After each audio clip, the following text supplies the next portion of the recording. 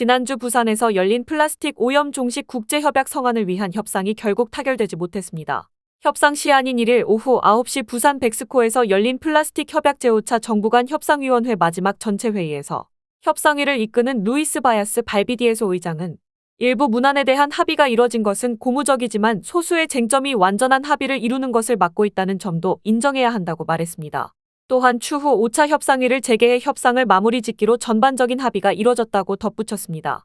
당초 선언적 협약이라도 마련될 것이란 기대감이 컸지만 플라스틱 원료인 폴리머 생산 규제 여부를 놓고 중국, 사우디아라비아, 러시아 등이 거세게 반발하며 회의에 참석한 세계 178개국 대표단 등 3천여 명은 결국 빈손으로 돌아갔습니다. 추가 협상은 내년부터 이뤄질 예정인데요. 각국의 이해관계가 첨예하게 부딪히고 있어서 생산, 소비, 재활용을 아우르는 내용을 담은 협약 마련은 쉽지 않아 보입니다. 골판지 전문 제조사 리더스 코스메틱 골판지 사업부 산업통상자원부가 순환경제 최신 트렌드를 살펴볼 수 있는 2024 대한민국 순환경제 페스티벌을 4일부터 6일까지 서울 코엑스 마곡에서 개최했습니다.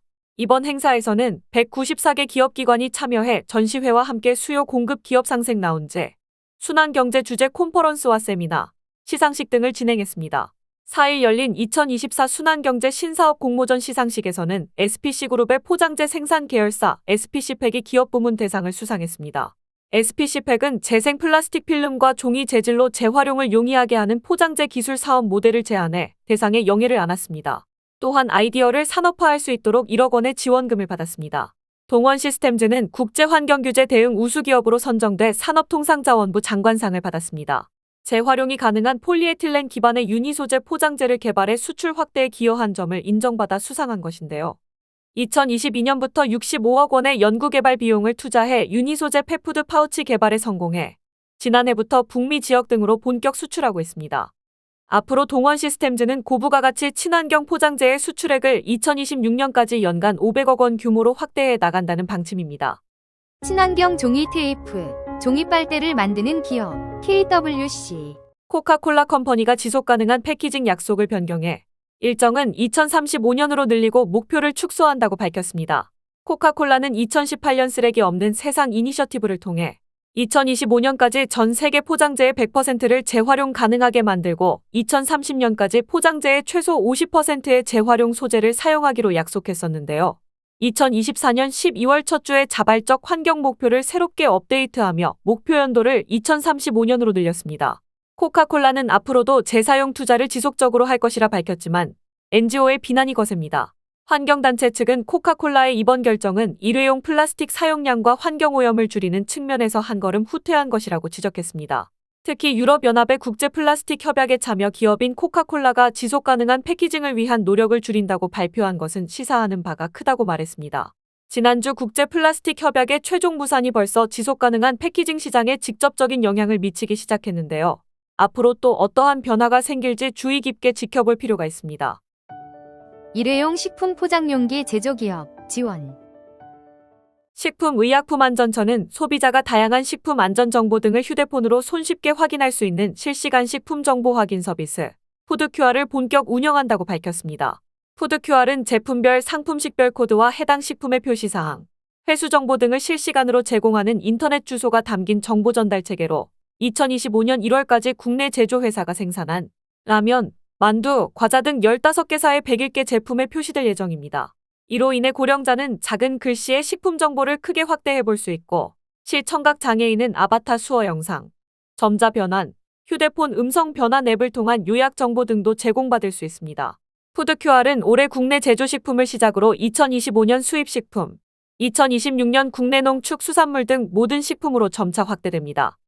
수송과 물류 패키징 분야 전문기업 선팩 농림축산식품부는 농식품 분야 우수 벤처 창업 기업을 발굴하고 홍보하기 위해 추진 중인 이달에 A벤처스 제67호 기업으로 주식회사 리필리를 선정했다고 밝혔습니다.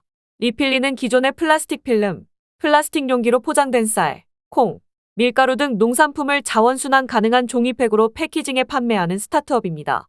리필리는 기존 열접합 기술 대비 생산 속도는 20% 향상되고 전력은 7배 절감할 수 있는 초음파 접합 기술과 키틴 소재 활용 소수성 코팅 기술을 활용해 생산 단가를 절감하고 액체 고체 상관없이 안정적으로 보관할 수 있는 종이팩을 개발했습니다. 이 종이팩은 기존 플라스틱 제품을 대체할 수 있고 화장지나 종이 행주 등으로 재활용이 가능해 미세 플라스틱 문제 및 탄소 배출 저감에 효과가 있습니다. 식품 포장기계 및 시스템 전문기업 SG알팩. LG화학과 독일의 압출기 제조사 라이펜하우저가 MDO PE 필름 공동 개발과 마케팅을 위한 업무 협약을 체결했습니다. 양사는 12 마이크로미터 페트 필름을 대체할 수 있는 16에서 17 마이크로미터 MDO PE 필름을 생산해 수익성을 높일 뿐만 아니라 PFAS 첨가제를 사용하지 않아 친환경 포장재를 선호하는 유럽 시장을 적극 공략하겠다는 계획입니다. MDO PE 필름은 녹는 전보다 낮은 온도로 가열해 특정 방향으로 늘려서 만든 고분자 필름으로 높은 탄성과 투명도를 가져 패키징 재료, 기저귀 등 위생용품에 주로 쓰이며 재활용성이 뛰어납니다. HP 인디고 200K 디지털 인쇄기, HP 코리아.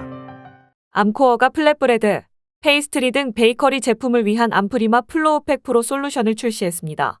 이 연포장재는 모노 머티리얼로 재활용이 용이한 것이 특징입니다. 암코어 관계자는 이 포장재는 플랫브레드를 위한 PVDC가 함유되지 않은 최초의 재활용 가능한 연포장재라고 강조하며 제빵 제조사는 제품 신선도와 품질을 유지하기 위해 특정 특성을 가진 패키징이 필요한데 암프리마의 베이커리 제품군이 진화해 베이커리 시장을 위한 새로운 재활용 가능한 패키징 솔루션이 돼 자랑스럽다라고 말했습니다. 암프리마 플로우팩 프로는 기존 패키징 솔루션과 비교했을 때 탄소 발자국을 최대 82%까지 줄이고 재생 불가능한 에너지 사용량은 최대 77%, 물 소비량은 최대 89%까지 줄일 수 있습니다. 친환경 연포장재 제조기업 대륜포장산업. 다음은 패키징 관련 이벤트 소식입니다. 패키징 플랫폼 기업 올패키징 주식회사가 디지털 혁신 시대를 선도할 최신 패키징 트렌드 커넥티드 패키징을 만나볼 수 있는 세미나를 2025년 2월 6일 올패키징 교육장에서 개최합니다. IoT, AI 등 디지털 기술의 발전이 일상뿐만 아니라 패키징의 역할도 새롭게 정의하고 있는데요. 이제 패키징은 단순한 제품 보호의 기능을 넘어 소비자와의 상호작용을 강화하고 브랜드의 가치를 높이는 역할을 하고 있습니다. 글로벌 시장을 중심으로 확대되고 있는 최신 패키징 기술. 커넥티드 패키징의 모든 것을 만나볼 수 있는 커넥티드 패키징의 미래를 탐구하다 세미나에 참가해 새로운 패키징의 세계를 경험해 보길 바랍니다. 이번 세미나에 관한 자세한 내용은 올패키징 홈페이지에서 확인하실 수 있습니다. 올패키징은 2024년에 연포장, 골판재, 용기, 유리, 캔 등 다양한 포장재 관련 교육과 함께 포장기사 국가기술 자격 취득 등 패키징 전반에 대한 기초 교육에서부터 실무에 바로 적용할 수 있는 교육 등 다양한 포장 기술 전문 교육을 진행했습니다. 많은 패키징 관련 종사자들이 참여해 주셨는데요. 2025년에도 다양한 포장재별 전문 교육과 포장 기술 전문 교육을 진행할 예정으로 많은 관심과 참여를 부탁드립니다. 올패키징 아카데미의 2025년 교육 일정에 관한 자세한 내용은 올패키징 홈페이지에서 확인하실 수 있습니다. 산업통상자원부가 주최하고 한국생산기술연구원 패키징기술센터가 주관하는 2025 대한민국 패키징 대전 공모 일정이 발표됐습니다.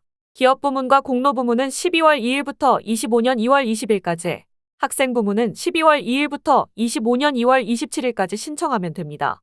자세한 내용은 패키징기술센터 홈페이지 또는 올패키징 홈페이지에서 확인하실 수 있습니다. 연포장 및 기능성 포장 전문 제조사 일진그라비아. 국내 패키징 단신 뉴스입니다. CJ제일제당이 햇반 용기죽 신제품 7종을 CJ더마켓에서 선 론칭한다고 9일 밝혔습니다. 햇반 용기죽은 전복, 전복내장, 소고기, 버섯야채, 누룽지 닭백숙, 통단팥, 단호박 등 7종으로 간편하게 즐길 수 있는 보울 형태 용기를 적용한 것이 특징입니다. 또한 제품마다 김과 깨, 파와 깨, 견과, 참기름 토핑 등이 별첨돼 맛과 풍미를 더했습니다. KGC 인삼공사 정관장이 겨울을 맞아 데워 먹는 홍삼원을 선보인다고 밝혔습니다.